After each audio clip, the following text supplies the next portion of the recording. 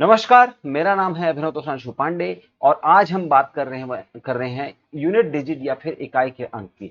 ये इस सीरीज का पहला वीडियो है और यहाँ पर हम बहुत सारे प्रश्न देखेंगे, ज़्यादातर जो आयोग ने पूछे हुए हैं और उसके साथ-साथ हम कुछ इम्पोर्टेंट बातें भी डिस्कस करते चलेंगे। तो देखते हैं हमारा पहला प्रश्न क्या कहता है।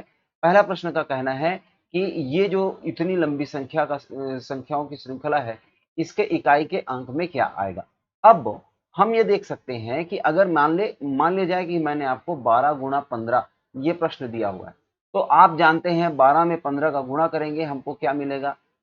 हमको यहाँ पर 15 दहम 150 और 30 मतलब 180 मिलने वाला है। और इससे हमको पता चला कि इसके इकाई में जो संख्या है वो क्या है? शून्य है। तो एक तरीका ये है। अब यहाँ पर दो छोटे अंक थे तो इनका जो है गुणा करना और उसके बाद में इसका उत्तर निकालना हमारे लिए आसान था। लेकिन अगर हम ये सोचें कि हमारे पास में इस प्रकार का कोई प्रश्न हो तो क्या हम सारी संख्याओं का गुणा करेंगे और उसके बाद में उत्तर लिखाएंगे? इसका उत्तर है नहीं, हम ये सब नहीं करने वाले। इसके दो नुकसान है। पहला, ये टाइम कंज्यूमिंग हो जाएगा और दूसरी चीज है कि यहाँ पर एरर्स या फिर मिस्टेक्स की संभावनाएं बढ़ जाती हैं। तो इन सारी चीजों को अवॉइड करने के लिए हम यहाँ पर ध्यान देंगे क्या कि केवल हमसे ये पूछा गया है कि इकाई के अंक पर क्या होगा। अब देखिए, अगर मैं इस संख्या को इससे गुणा करूं तो इकाई के अंक पर वही आएगा जो इन दोनों की गुणा करने से, मतलब अगर मैं यहाँ देखता हूँ 9 तिया 27 और 27 का जो इकाई अंक है वो 7 है, तो यहाँ पता चलता है कि इसके इन दोनों के गुणा करने पर आगे जो कुछ भी आए, लेकिन इस संख्या की इकाई पर हमको 7 ही मिलने वाला है। जब यहाँ से हमको पता चल गया 7, तो 9 सत्ते 63 और यहाँ से हो गया कि इसके इकाई अंक में 3 आएगा। फिर यहाँ पर जो है फिर से मैंने 3 का गुणा 8 से किया तो 8 तिया होता है 24 और अब इकाई के स्थान पर 4 मिल गया। 4 अट्ठे 8 चौके 32, तो यहाँ पर 2 मिल गया और फाइनली 2 या 18 मतलब इसका इकाई के अंक पर मुझे 8 मिलता है। तो सी मेरा सही उत्तर होगा। ठीक है, चलिए आगे बढ़ते हैं अगले प्रश्न की ओर। और हमारा अगला प्रश्न यहाँ पर देखिए, तो यहाँ पर भी हम वही करेंगे, सिर्फ इकाई के अंकों पर ध्यान देंगे। और 9 अट्ठे 72, यहाँ मिला 2। उसके बाद में 8 दूने 16, यहाँ मिला इकाई पर 6। 9 छक्का 54, इकाई पर मिला यहाँ पर 4 और 7 चौके 28 मतलब यहाँ पर इकाई में मुझे अंत में मिला 8, इसलिए बी मेरा सही उत्तर है। इसी प्रकार हम सारे के सारे संख्याओं के गुणा करने के बजाय हम सिर्फ उनके इकाई अंकों का गुणा करते जाएंगे और हमको सही उत्तर मिलता जाएगा। चलिए, अब यहाँ पर जोड़ने की बात है, तो मैं अगर इन सारी संख्याओं को पूरी तरीके से जोड़ूं या फिर सिर्फ इनकी इकाई संख्याओं को जोड़ूं, तो मेरे लिए इकाई संख्याओं को जोड़ना आसान होगा। तो यहाँ देखते हैं, 3 और 2 5, 5 और 9 होता है 14, 14 में बचा हमारे पास में 4 और 4 और 5 होते हैं 9। तो इस प्रकार लास्ट में इन सारी संख्याओं को जोड़ने से मुझे इकाई पर 9 अंक मिलेगा। ठीक है, अगली बात करेंगे तो यहाँ भी हम देख लेते हैं। 7 और 3 10 मतलब इकाई पर 0 आ गया और फिर 2 और 9 और 2 11 मतलब इकाई पर मुझे 1 अंक मिलता है। सही उत्तर है बी। लेकिन अब आयोग क्या आपसे इतने आसान सवाल पूछेगा? आप एसएससी, आप एनटीपीसी, आप आरआरबी या फिर आप स्टेट पीएससी, ठीक है, इस तरीके के अगर एग्जाम दिला रहे हैं तो क्या आपसे इतने आसान सवाल पूछे जाएंगे? नहीं। लेकिन फिर हम ये सब क्यों पढ़ रहे हैं? तो इसका मतलब ये है कि हम अपने बेसिक्स, अपने फंडामेंटल्स को क्लियर कर रहे हैं ताकि इससे जुड़े हुए थोड़े कठिन सवालों को बाद में अच्छी तरीके से हल कर सके।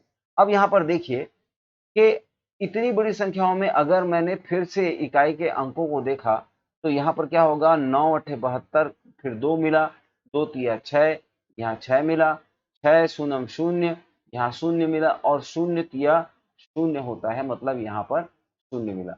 यहाँ पर ध्यान देने वाली एक बात जो थी वो क्या थी कि अगर पूरी संख्याओं के गुणे में एक बार भी इकाई के अंक पर 0 आ गया तो उसके बाद में वो हमेशा इकाई के अंक पर 0 ही बना रहेगा, क्योंकि किसी भी संख्या का 0 से गुणा किया जाए तो हमको इकाई में 0 ही मिलेगा। इस तरीके से बी 0 हमारा सही उत्तर था और अब मुझे लगता है कि आप अगला प्रश्न देखते ही सही उत्तर बता देंगे। आप देख रहे हैं कि 5 और 2 को गुणा करने से 10 मिलता है जिसके इकाई में 0 है। इसके बाद मैं कितनी भी बड़ी संख्याओं से गुणा करूं, इकाई का ये शून्य हमेशा यहीं पर रहेगा, मतलब सी मेरा करेक्ट आंसर। चलिए आगे बढ़ते हैं और हमारा अगला प्रश्न है, यहाँ देखिए। तो क्या मुझे संभावना नजर आती है कि मैं इकाई में शून्य निकाल लूं? बिल्कुल, 5 दूनी 10 होता है, इकाई में शून्य आ गया। अब मुझे कुछ और करने की जरूरत नहीं है, इसके इकाई में शून्य ही होगा, ए मेरा करेक्ट आंसर है। चलिए आगे बढ़ते हैं। अगला प्रश्न जो है वो है, यहाँ पर भी मुझे इकाई में तीन शून्य खोजना है। यहाँ से 2, यहाँ से 5, 5 दूने होता है 10, इकाई में शून्य आ गया, तो ये डी मेरा करेक्ट आंसर है। ठीक है, चलिए अब आगे बढ़ते हैं। अब यहाँ देखते हैं, तो यहाँ पर भी क्या मुझे पूरी संख्याओं को जांच करनी पड़ेगी, या फिर मैं 5 में इस, देखिए यहाँ पर 44 है और ये इकाई का जो 4 है, तो 5 चौके 20 हो जाता है और इकाई में मुझे एक बार शून्य मिल गया। मतलब इतनी सारी संख्याओं का गुणा या उनके इकाइयों का जो है मान निकालने की जरूरत नहीं है, मुझे इकाई में शून्य ही मिलेगा। सी मेरा करेक्ट आंसर। चलिए आगे बढ़ते हैं। अगला हमारा प्रश्न है, 0 गुना 2 गुना 4 गुना 6। अब देखिए, शून्य से किसी भी संख्या को गुणा कर दिया जाए तो अंत में क्या मिलेगा? शून्य ही मिलेगा, और इकाई के स्थान पर शून्य है, इसलिए ये उत्तर सही है। चलिए आगे बढ़ते हैं, क्योंकि इन सारी संख्याओं को गुणा करने से लास्ट में क्या मिलने वाला है? शून्य ही तो मिलेगा, शून्य से गुणा कर दो। ठीक है, चलिए अगला प्रश्न क्या बोलता है, find the unit digit of product of all prime number. अब हम बात करेंगे प्राइम नंबर या फिर अभाज्य अभाज्य संख्याओं की। अभाज्य संख्याएं ऐसी संख्याएं हैं जो या तो एक से विभाजित हो सकती हैं या खुद से, लेकिन अपने से छोटी और किसी भी दूसरी संख्या से विभाजित नहीं होती। अब इसमें एग्जाम्पल क्या क्या है? 2 है, 3 है, फिर 5 है, फिर 7 है, और उसके बाद में 11 है, 13 है। इस प्रकार ये अभाज्य संख्याएं बढ़ती जाएंगी। अब क्या बोल रहा है कि इन सारे की सारी संख्याओं का प्रोडक्ट निकालना है, मतलब गुणा करना है। तो गुणा करने पर इन सारी संख्याओं का गुणा करना है हमको। ठीक है, तो हम लोगों ने यहाँ पर गुणा करना चालू किया। अब देखते हैं कि एक बार यहाँ पर मुझे 5 नजर आ रहा है और यहाँ पर 1, 2 भी है। इन दोनों का गुणा कर दिया जाए तो उत्तर आएगा 10, और 10 में इसके बाद किसी भी संख्या का गुणा किया जाए तो इकाई के स्थान पर शून्य ही मिलने वाला है, इसलिए ए मेरा सही उत्तर है। अब आगे बढ़ते हैं। हमारा अगला क्या प्रश्न है कि सभी के सभी इवन नंबर्स का, तो सभी के सभी इवन नंबर्स, इवन नंबर का मतलब क्या होता है? इवन मतलब सम संख्याएं होती हैं, और सम संख्याएं क्या हैं? 2, 4, 6, 8, 10, 12। इस तरीके से इन सारी संख्याओं को हम सम संख्या बोलते हैं। और यहाँ पर फिर से हमसे क्या पूछ रहा है?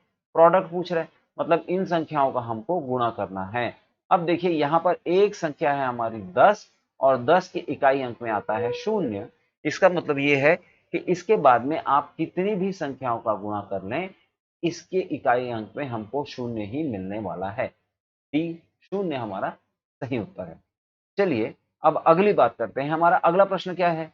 तो ऑड नंबर्स, ऑड नंबर का मतलब क्या होता है? विषम संख्याएं। विषम संख्याएं जो 2 से विभाजित नहीं हो सकती। इसका उदाहरण क्या है? 3 है, 5 है, 7 है, 9 है, उसके बाद में 11 है। ये सारी विषम संख्याएं हैं। अब देखिए कि अगर मैं 5 का गुणा किसी भी सम संख्या से करूं तो 10 बन जाता है, मतलब इकाई के स्थान पर 0 आ सकता है। लेकिन 5 का गुणा अगर मैं 5 गुणा 1 करूं, इकाई पर अभी क्या है? 5 है। 5 गुणा 3 करूं 15 होता है, इकाई में क्या है? 5 है। 5 गुणा 7 करूं, 5 सत्ते 35, इकाई में क्या है? 5 है। मतलब ये है कि अगर मैं किसी विषम संख्या से 5 का गुणा करूं तो उसके इकाई में क्या रहता है? हमेशा 5 ही मिलता है। इसलिए इन सारी संख्याओं के जितने भी हमारे पास में विषम संख्याएं हैं, उन सारी विषम संख्याओं का गुणा कर देने के बावजूद हमारे इकाई के स्थान पर क्या मिलेगा? 5, और इसलिए सी हमारा करेक्ट आंसर। चलिए बढ़ते हैं अगले सवाल की तरफ। और हमारा अगला सवाल कहता है कि इकाई संख्या निकालनी है किसकी? Product of all prime numbers greater than 2। अब देखिए कि सबसे जो, क्या एक प्राइम नंबर है? क्या एक कोई अभाज्य संख्या है? इसका उत्तर आप मुझे कमेंट सेक्शन में बताएं। और यहाँ क्या बोल रहा है कि 2 से सारी की सारी अभाज्य संख्याएं बड़ी होनी चाहिए। मतलब हम 3 ले सकते हैं, 5 ले सकते हैं, 7 ले सकते हैं, 11 ले सकते हैं, 13 ले सकते हैं, लेकिन 2 नहीं ले सकते। अब देखिए कि 2 इकलौती ऐसी अभाज्य संख्या है जो कि सम है। इसके अलावा सारी की सारी अभाज्य संख्याएं विषम हैं और हम लोगों ने इकलौती अभाज्य संख्या मतलब सम अभाज्य संख्या को भी यहां से हटा दिया। तो अब जितनी भी संख्याएं बची वो क्या हैं? विषम संख्याएं हैं। और जब हम इनका गुणा करेंगे तो अंत में हमको उत्तर में क्या मिलेगा? उसकी इकाई संख्या हमेशा 5 ही मिलेगी। इसलिए B5 हमारा सही उत्तर। अगला प्रश्न है हमारा। अब देखिए यहां ये जो निशान बना हुआ है इसको क्या कहते हैं? इसको कहते हैं फैक्टोरियल। ठीक है, फैक्टोरियल।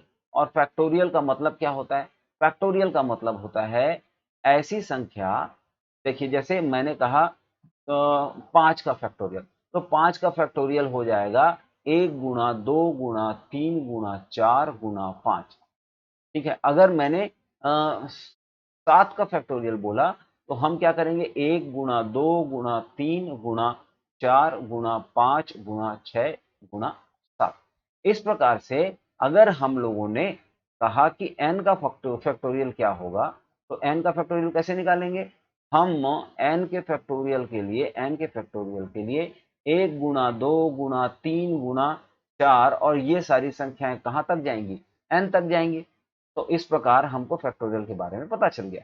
अब यहाँ देखने वाली खास बात यह है कि अगर मैं 4 तक के फैक्टोरियल्स निकालूं, देखिए 1 का फैक्टोरियल तो 1 ही होगा, 2 का फैक्टोरियल 1 गुणा 2 मतलब 2 ही होगा, 3 का फैक्टोरियल 1 गुणा 2 गुणा 3 मतलब 6 हो जाएगा, 4 का फैक्टोरियल 1 गुणा 2 गुणा 3 गुणा 4 मतलब 6 चौके 24 हो जाएगा। और अब बात करते हैं हम 5 के फैक्टोरियल की।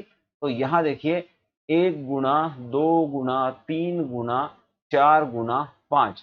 यहाँ एक खास चीज जो हमको नजर आ रही है वो ये है कि चलिए इसका इसका जो उत्तर क्या आएगा? 120 आएगा।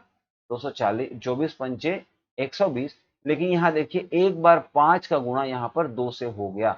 इसका मतलब ये है कि इसकी इकाई संख्या क्या बन गई? 0 बन गई। तो अब अगर मैं 5 से बड़े किसी भी संख्या का फैक्टोरियल निकालता हूं तो उसकी इकाई संख्या क्या होगी? उसकी इकाई संख्या हमेशा 0 ही रहने वाली है। ये चीज हमको यहां समझ लेनी चाहिए। अब बताइए कि इस अंक की इकाई संख्या क्या होगी? 0 होगी। उसके साथ साथ इस अंक की इकाई संख्या क्या होगी? 0 होगी। इस अंक की भी इकाई संख्या क्या होगी? 0 होगी। और यहां पर भी हमको इकाई में 0 मिलेगा। क्यों? क्योंकि ये सारी संख्याएं 5 से बड़ी हैं और हम क्या निकाल रहे हैं? हम फैक्टोरियल निकाल रहे हैं। तो इस प्रकार सारी संख्याओं की इकाई में हमको 0 मिला और ओवरऑल लास्ट में हमको इकाई में क्या मिलने वाला है? 0। इसलिए D6 हमारा सही उत्तर है। बढ़ते हैं अगले सवाल की ओर। तो यहां पर सारे सवाल खत्म हो गए हैं। हम मिलेंगे अगले वीडियो में। अगर आप चाहते हैं कि आप रेगुलर अपडेट्स पाते रहें तो हमारे इस फोटोन परिवार को ज्वाइन कीजिए। ये हमारा यूट्यूब लिंक है। अगर आप यूट्यूब के अलावा कहीं और मतलब फेसबुक या कहीं और किसी दूसरी जगह पर हमारा ये वीडियो देख रहे हैं तो इस क्यूआर कोड को स्कैन करें और यूट्यूब में जाकर हमारे चैनल को सब्सक्राइब करें। अगर आपको पीडीएफ की आवश्यकता है तो आपको नीचे डिस्क्रिप्शन में हमारा टेलीग्राम चैनल का लिंक मिल जाएगा, जहां आप रेगुलर अपडेट्स, हर एक चैप्टर के पीडीएफ्स और इसके साथ साथ पीरियोडिकली टेस्ट दिला सकते हैं। अपनी तैयारी को बहुत पुख्ता बनाए रखने के लिए हमारे साथ जुड़िए। तो चलिए मिलते हैं हमारे अगले वीडियो में। तब तक के लिए धन्यवाद।